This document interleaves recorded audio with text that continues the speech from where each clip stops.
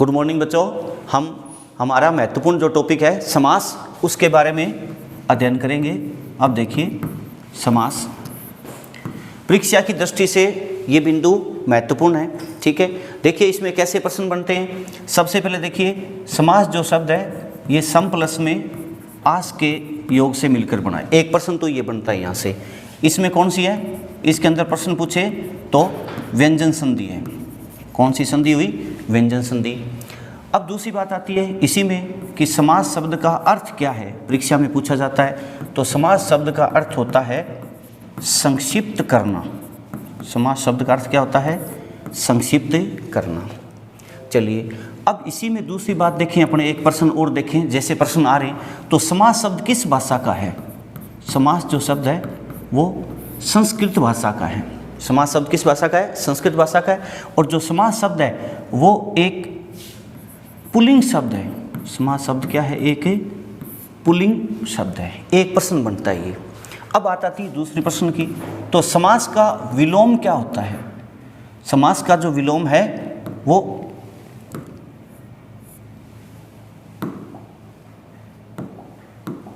समास का जो विलोम होता है वो व्यास होता है। एक प्रश्न ये बनता है, तो समास का विलोम क्या है?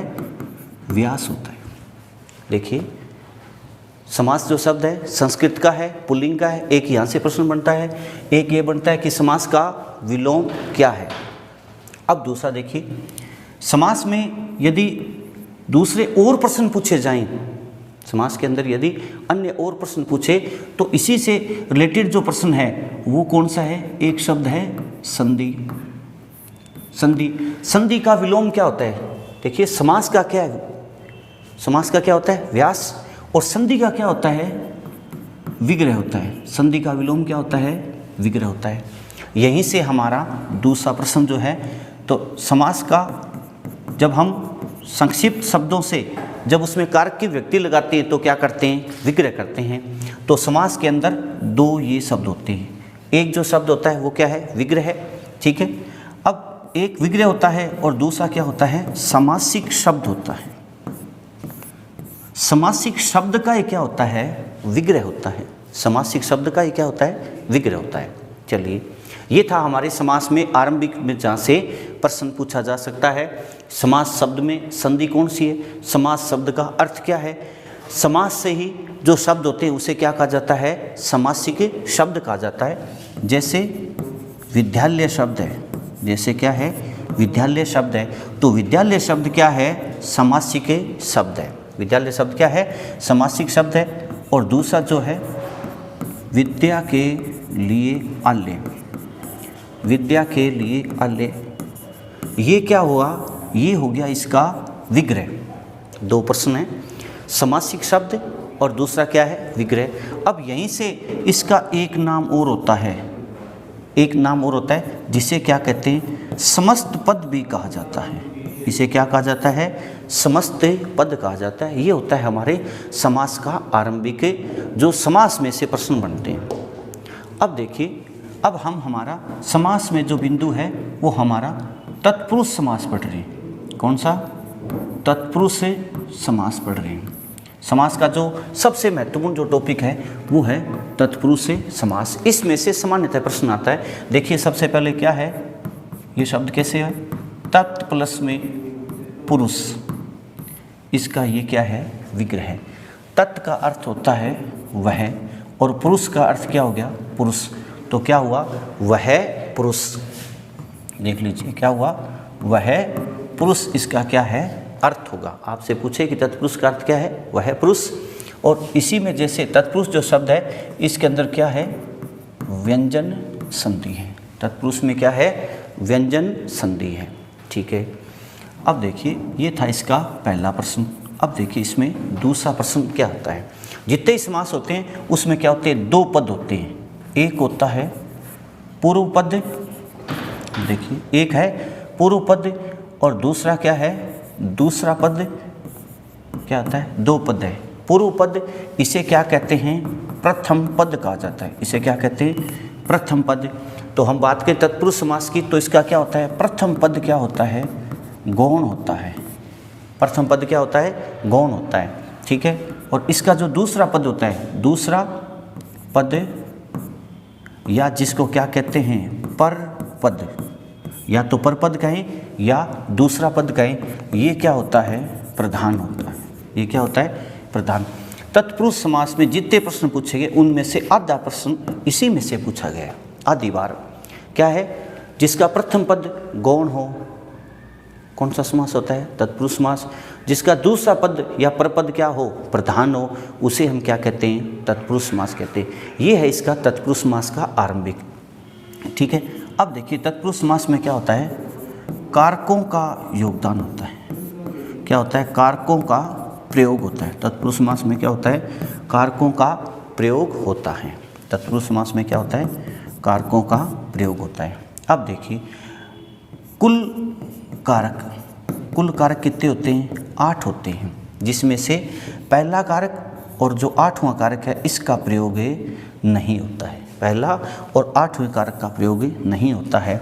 तो क्या होता है, 6 कारकों, क्या है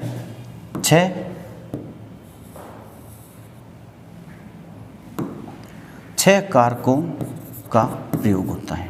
तत्पुरुष समास में क्या होता है, 6 कारकों का प्रयोग होता है। इन्हीं 6 कारकों को क्या कहा जाता है, उपभेद कहा जाता है। क्या कहा जाता है, उपभेद कहा जाता है। या सीधा ही कह दो कि तत्पुरुष समास के कितने भेद होते हैं, तो हम कह सकते हैं कि तत्पुरुष समास के 6 भेद होते हैं। ये था हमारा दूसरा। यदि आरंभिक रूप में तत्पुरुष में से प्रश्न पूछे जाएं तो यहाँ से हमारे 3 प्रश्न बनते हैं, जिसमें से सबसे ज़्यादा बार प्रश्न ये पूछा गया है। कौन सा, वही ये पूछा गया प्रश्न में भी। जिस समास का दूसरा पद प्रधान होता है उस समास को हम क्या कहते हैं, उस समास को हम क्या कहते हैं, तत्पुरुष समास कहते हैं। सबसे महत्वपूर्ण जो प्रश्न है वो यही है इसका, जिसमें से प्रश्न बनता है परीक्षा की दृष्टि से। अब देखिए, अब हम करते हैं तत्पुरुष समास के भेद। तत्पुरुष के भेद, इसमें भी क्या है, 2 में से ज़्यादा प्रश्न पूछा जाता है। तो अब देखिए तत्पुरुष समास के हमने पढ़े कितने भेद पढ़े, 6 भेद होते हैं। तत्पुरुष समास में कितने भेद होते हैं, 6 भेद होते हैं। और कारक कुल कितने होते हैं, 8 होते हैं। 8 में से किसका है, 6 का ही यहाँ प्रयोग होता है। तो देखिए सबसे जो पहला है वो है कर्ता कारक। पहला क्या है, कर्ता कारक। और कर्ता कारक में व्यक्ति चिन्ह क्या होता है, ने। इस ने का प्रयोग नहीं होता है, यानी कर्ता कारक का प्रयोग नहीं होता है। अब इसी में बात आती है, कारकों को क्या कहते हैं, कारकों को क्या कहते हैं, कारकों को परसर्ग कहा जाता है। परसर्ग कहें या कारक कहें। अब यहीं से एक प्रश्न बनता है कि परसर्गों का प्रयोग किस कारक में होता है, तो किस में होता है, तत्पुरुष समास में होता है। पहला कर्ता कारक है हमारा। अब देखिए यहाँ से दूसरा जो है वो कर्म कारक। कर्म की जो व्यक्ति होती है वो को के रूप में होती है। कर्म की जो व्यक्ति होती है वो को के रूप में होती है। ठीक है, अब इसके शब्द देखिए, शब्द है जेब कतरा, सबसे महत्वपूर्ण शब्द है। और एक है वन गमन। ये 2 शब्द बहुत बार परीक्षा में आए हुए हैं। सबसे ज़्यादा जो शब्द है यही पूछे गए हैं। जेब कतरा तो क्या हो जाएगा, जेब को कतरने वाला, जेब को कतरने वाला। वन गमन तो क्या हो जाएगा, वन को गमन। वन गमन में क्या हुआ, वन को गमन। ये मुख्य जो 2 शब्द है यही सबसे ज़्यादा परीक्षा में हमारे कर्म कारक में से क्या है, पूछे गए हैं। ठीक है, अब देखिए तीसरा कौन सा आता है, करण कारक। करण कारक, कर्ण का अर्थ क्या होता है, इसमें से और के द्वारा लगता है। कर्ण कारक में क्या लगता है, से और के द्वारा। इसमें से ज़्यादा बार प्रश्न पूछा गया है। अब देखिए इसमें से कौन से शब्द होते हैं, जितनी भी हमारी रचनाएं हैं वो सारी की सारी, कोई भी रचनाकार का नाम देके लिखे तो वो सारे के सारे कर्ण कारक में आते हैं। विरचित कहे, रचित कहे और कृत कहे, एक ही बात है। इन तीनों का अर्थ एक ही है। उसके बाद किसी शब्द के साथ यदि आबाद लिखा आ जाए अंत में तो भी वहाँ कौन सा होता है, कर्ण कारक ही होता है। किसी के साथ आर्द्र शब्द भी लिखा हुआ आ जाए तो भी कर्ण कारक होता है। सिक्त यदि लिखा आता है तो भी वहाँ क्या होता है, कर्ण कारक होता है। उसके बाद पीड़ित लिखा हुआ जाता है तो भी वहाँ क्या होता है, कर्ण कारक होता है। सबसे महत्वपूर्ण ये शब्द है। अब यहाँ ये 3 शब्द हैं, इनसे कितने शब्द हम बना सकते हैं, ठीक है। अब देखिए सबसे पहले जैसे शब्द है कालिदास रचित, क्या है, कालिदास रचित। अब देखिए कालिदास रचित कहो, कालिदास कृत कहो, कालिदास विरचित कहो, एक ही बात है, समझ गए। अब यहाँ जितने भी हमारे कवि हैं और लेखक हैं, किसी का ही नाम लिखो और चाहे वो पुल्लिंग और स्त्रीलिंग कुछ भी हो, पुल्लिंग और स्त्रीलिंग में कोई सा हो, इससे कोई फर्क नहीं पड़ता, वो है क्या, सारे रचनाकार है, तो रचित से आता है। अब देखिए यहाँ 2 चीज़ें, एक है से और एक है के द्वारा, ठीक है। तो इसमें क्या हो जाएगा, रचना की बात है तो क्या हो जाएगा, कालिदास के द्वारा रचित, कालिदास के द्वारा रचित। अब देखिए जो के द्वारा जो है वो किसके साथ आता है, सजीव के साथ आता है। 2 चीज़ें यहाँ, एक है सजीव एक निर्जीव, तो यहाँ भी 2 है, एक से है और एक के द्वारा है। सजीव के साथ क्या आता है, के द्वारा आता है, जो निर्जीव है उनके साथ क्या आता है, से आता है।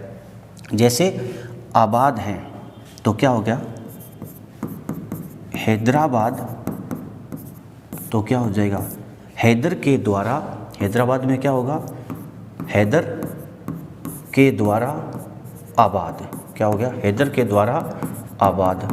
अब देखिए हैदराबाद, निजामाबाद, इस्लामाबाद, औरंगाबाद, कोई सा ही शब्द दे दे आबाद के साथ आए तो कौन सा हो जाएगा, हैदर के द्वारा आबाद। अब देखिए यहाँ 2 चीज़ है, के द्वारा किसके साथ लगता है, पुल्लिंग के साथ, या शॉर्ट में यूँ कहे सजीव के साथ लगता है, उससे किसके लग सकता है, निर्जीव के साथ। अब देखिए आर्द्र और सिक्त, दयाद्र, दया से आर्द्र, स्नेह सिक्त, स्नेह सिक्त, तो क्या हो गया, स्नेह से सिक्त, ठीक है।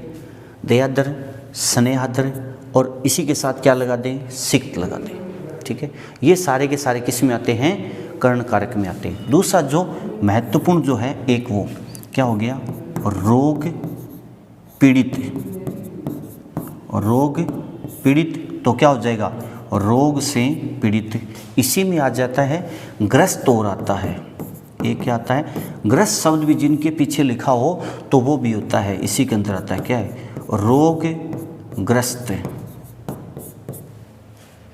अकाल ग्रस्त, अकाल पीड़ित, ये सारे के सारे किस में आते हैं, कर्ण कारक में आते हैं। कर्ण कारक हमारा महत्वपूर्ण, इसमें 2 ही है, एक कर्ण कारक जिसमें से आता है, एक अपादान जिसमें से आता है। ज़्यादातर शब्द इसी में पूछे जाते हैं।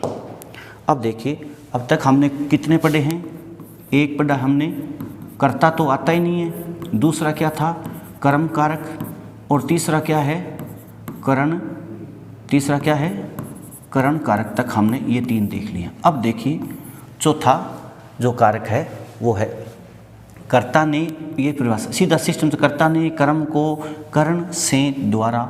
अब इसमें आता है संप्रदान, कौन सा कारक आ गया चौथा हमारा, संप्रदान में क्या आता है, के लिए आता है, संप्रदान में क्या आता है, के लिए। अब देखिए इसके अंदर यदि बात करें तो 3 समासों में से प्रश्न पूछा जाता है, या तो संप्रदान में, या करण में, या अपादान से। संप्रदान में क्या है, देखिए रसोई घर, तो क्या हो जाएगा, रसोई के लिए घर। विद्यालय, विद्यालय, तो क्या हो जाएगा, विद्या के लिए आलय, क्या हो गया, विद्या के लिए आलय। ये सबसे ज़्यादा प्रश्न पूछा गया परीक्षा में। इसी में देखिए सबसे अच्छा शब्द है जेब खर्च, शब्द कौन सा है, जेब खर्च। एक शब्द है जेब कतरा, किस में आता है, जेब को कतरने वाला, कर्म कारक में। जेब खर्च, तो क्या हो जाएगा, जेब के लिए खर्च, ठीक है। इसी में बहुत अच्छा शब्द है, परीक्षा में आया हुआ है, गुरु दक्षिणा, गुरु दक्षिणा, तो क्या हो जाएगा, गुरु के लिए, क्या हो जाएगा, गुरु के लिए दक्षिणा। ये भी बहुत अच्छा शब्द है, ठीक है। इसी में आता है हवन सामग्री, हवन सामग्री तो क्या हो जाएगा, हवन के लिए सामग्री। ये सबसे अच्छे शब्द है जो बहुत बार परीक्षा में पूछे, जिसमें से सबसे महत्वपूर्ण ये, सबसे महत्वपूर्ण ये और सबसे महत्वपूर्ण ये तीनों शब्द जो है बहुत बार परीक्षा में आए हैं। ठीक है, अब आता है हमारा आगे वाला अपादान। अपादान बहुत अच्छा है, इसका होता है से अलग के अर्थ में आता है, करण के बाद इसी के ज़्यादा शब्द आते हैं। ठीक है, अब देखिए अपादान का अर्थ होता है अलग होने के रूप में। कोई भी शब्द जिसके अंत में विमुख आ जाए, ठीक है, जिसके अंत में रहित आ जाए, ठीक है, जिसके अंत में च्युत आ जाए, च्युत का अर्थ होता है अलग होना। ठीक है, ये किसी के अंत में यदि आते हैं तो वहाँ कौन सा कारक होता है, अपादान कारक होता है। अब देखिए धर्म विमुख तो क्या हो जाएगा, धर्म दोनों के बीच में क्या लग जाएगा, से, धर्म से विमुख क्या है, काम रहित, काम से क्या हो गया, रहित हो गया। दूसरा इसी में देखिए शब्द है पद च्युत, च्युत का अर्थ होता है अलग होना, च्युत का अर्थ क्या है, अलग होना। तो पद से च्युत, पद से अलग। ठीक है, अब देखिए ये तीनों बहुत ही महत्वपूर्ण जो शब्द हैं उसमें हैं विमुख, रहित और च्युत जो है, इसके सबसे ज़्यादा क्या आते हैं, शब्द आते हैं। अब देखिए अगला जो शब्द है वो है निकाला। तो शब्द क्या हुआ, देश निकाला, तो क्या हुआ, देश से निकाला।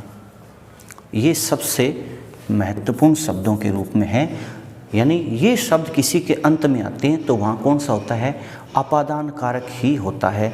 अब यहाँ देखिए करण कारक और अपादान के ही शब्द ज़्यादा सबसे महत्वपूर्ण हैं।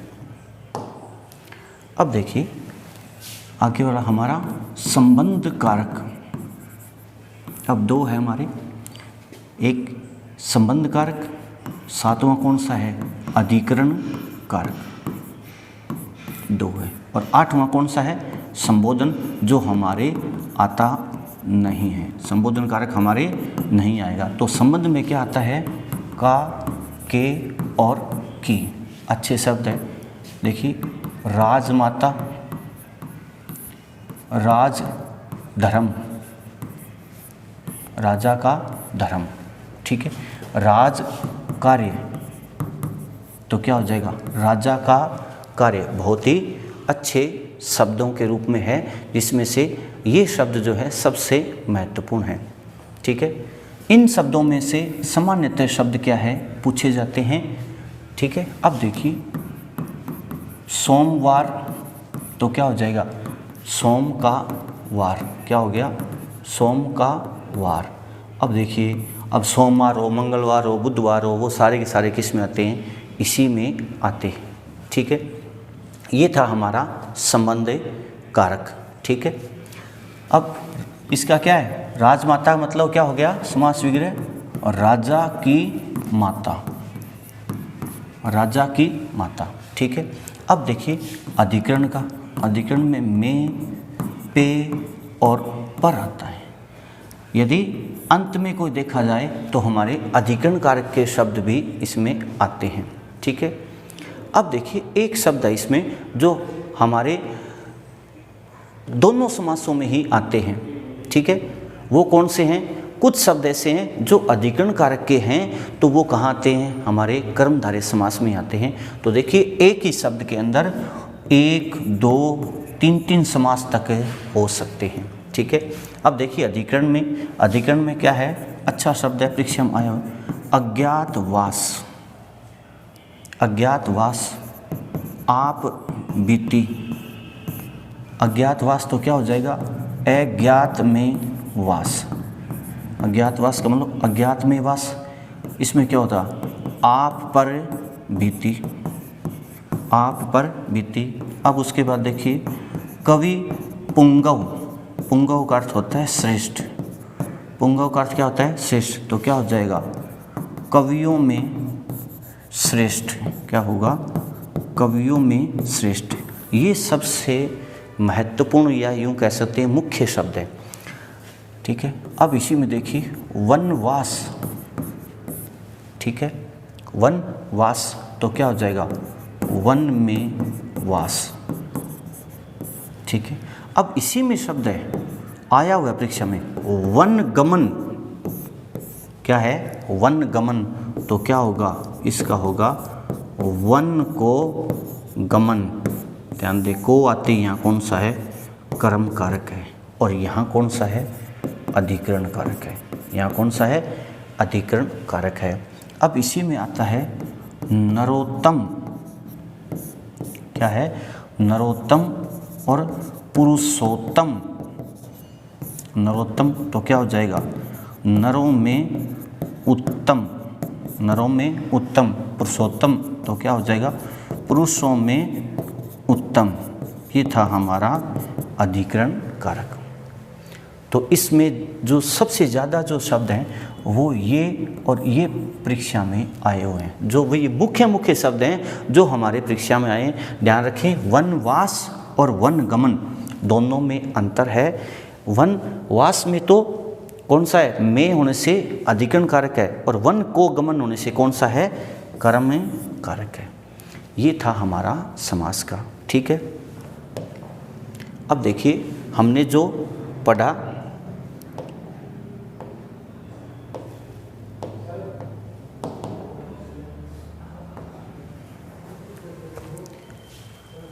धन्यवाद।